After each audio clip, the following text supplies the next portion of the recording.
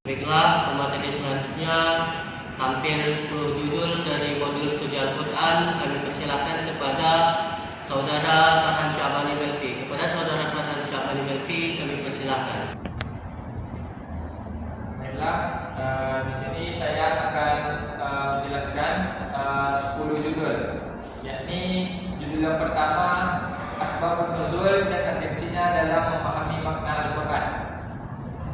Asbabun Nuzul yakni berasal dari kata asbab dan nuzul. Asbab artinya sebab dan nuzul artinya turun. Secara bahasa artinya sebab turunnya. Secara istilah, asbabun nuzul yakni sebab turunnya ayat Al-Quran kepada Rasulullah sebagai respon atas peristiwa atau pertanyaan. Macam-macam asbabun nuzul, yakni yang pertama ta'addud al-asbab an-nazil wahid, yakni beberapa sebab untuk satu ayat. Yang kedua yakni ta'addud al-asbab ta'addud an-nazil wal asbab wahid, yakni satu sebab untuk beberapa ayat. Selanjutnya bab kedua yakni Al-Quran sebagai sumber hukum. Yang pertama, Al-Quran itu adalah sumber hukum yang paling otoritatif. Yang kedua, menekankan kejujuran. Al-Quran sebagai sumber hukum itu menekankan kejujuran, keadilan, dan kasih sayang serta penghormatan hak. Yang ketiga, sunnah melengkapi dan menjelaskan Al-Quran. Yang keempat, metodologi tafsir penting untuk adaptasi pada zaman sekarang. Yang kelima, tantangan modern, sekularisasi, globalisasi. Dan keenam, membangun sistem hukum adaptif dan relevan. Baiklah, bab selanjutnya konsep hukum Islam dalam Al-Quran. Prinsip hukum Islam melahirkan aturan-aturan hukum yang sekaligus menjadi jiwa dari sistem hukum itu sendiri. Prinsip ini tidak hanya berupa aturan normatif, tetapi juga mengandung nilai etis dan spiritual yang menjadikan hukum Islam menjadi hidup, berkembang dan selalu relevan sampai sekarang. Adapun yang ketiga, ayat keempat, yakni studi Al-Quran tentang etika dan moral. Apa itu etika? Etika dalam bahasa Arabnya yakni akhlak atau adab, pedoman bagaimana manusia bertindak melibatkan aspek lahiriah dan batinnya, kesadaran moral jiwa, kecenderungan berbuat baik bersumber dari Al-Quran dan Sunnah. Moral berasal dari kata lain yakni moralitas, dan dalam bahasa Arab dikenal sebagai akhlak. Artinya ajaran tentang baik dan buruk dalam kehidupan manusia berasal dari agama, kodrat manusia dan ada istiadat dan hukum. Bab selanjutnya yakni konsep tauhid dalam Al-Quran. Apa itu tauhid? Yakni mengesahkan Allah. Konsep tauhid merupakan suatu konsep utama yang menjadi asas dalam semua sudut pandangan dan seluruh aspek kehidupan seorang muslim.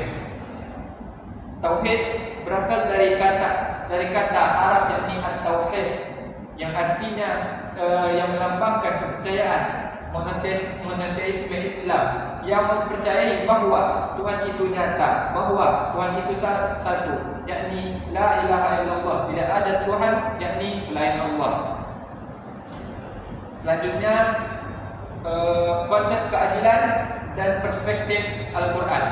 Keadilan dapat diartikan sebagai sama berat, tidak berat sebelah, dan tidak memihak. Di dalam Al-Quran Allah berfirman, seseorang yang hendak menetapkan hukum maka tetapkanlah dengan adil, sebagaimana khalifah-khalifah kita sebelumnya dan Rasul kita sebelumnya, mereka sangat adil terhadap umatnya. Selanjutnya konsep pendidikan dan dalam perspektif Al-Quran. Pendidikan dalam Al-Quran adalah proses berilmu dan berakhlak mulia. Secara istilah, konsep pendidikan dalam perspektif Al-Quran yakni seperti tarbiyah, taklim, mau'izah hasanah dan tausiah, menunjukkan bahwa pendidikan sangat penting dalam kehidupan manusia, terutama sebagai seorang muslim. Apabila kita mempunyai pendidikan, maka kita akan dapat menghindari kebodohan atau menghindari kejahiliahan sebagaimana ketika dulu Rasulullah SAW mengajarkan kepada umat-umat jahiliyah agar mereka memiliki pendidikan dan mengetahui mana yang benar dan mana yang salah, agar mereka selamat dunia dan akhirat. Selanjutnya yakni studi Al-Quran tentang etika berkomunikasi. Pengertian dari etika yakni pengertian dari etika yakni berkomunikasi. Etika berkomunikasi adalah aturan tentang perilaku manusia dalam menjaga lisannya, omongannya kepada manusia lain, atau baik itu berupa ucapan maupun perbuatan yang supaya menghindari kemudaratan baginya di dunia dan di akhirat. Kemudian bab selanjutnya yakni studi Al-Quran tentang pengendalian diri.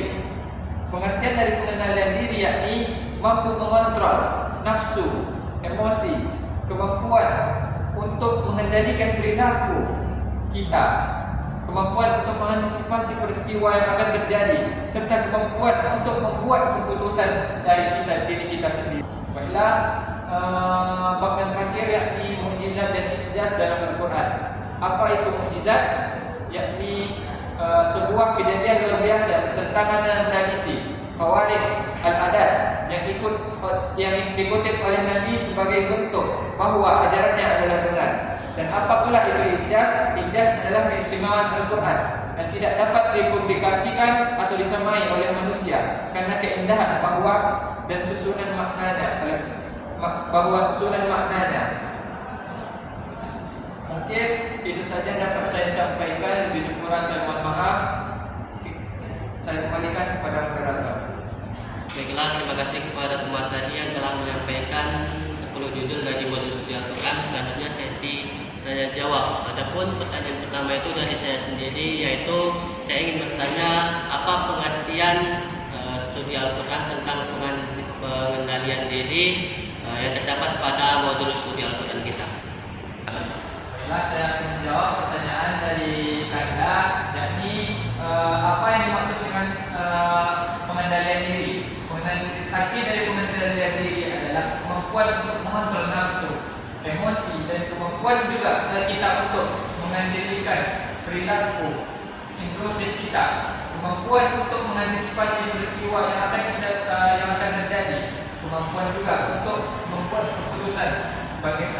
Sebagai seorang pemimpin, kita harus berani membuat keputusan. Maka pengendalian diri sangatlah penting terhadap diri seseorang. Dan marilah kita sama-sama belajar untuk mengendalikan diri kita. Baik, terima kasih kepada saudara Farhan yang telah menjawab pertanyaan dan juga teman-teman yang bertanya, serta kepada teman-teman kelas yang sudah berkontribusi pada presentasi hari ini. Mungkin kata-kata penutup kita persilakan dari pemateri. Kepada saudara Farhan kami persilakan. Oke, itu saja dapat saya sampaikan. Syukur kasihan ala Assalamualaikum warahmatullahi wabarakatuh.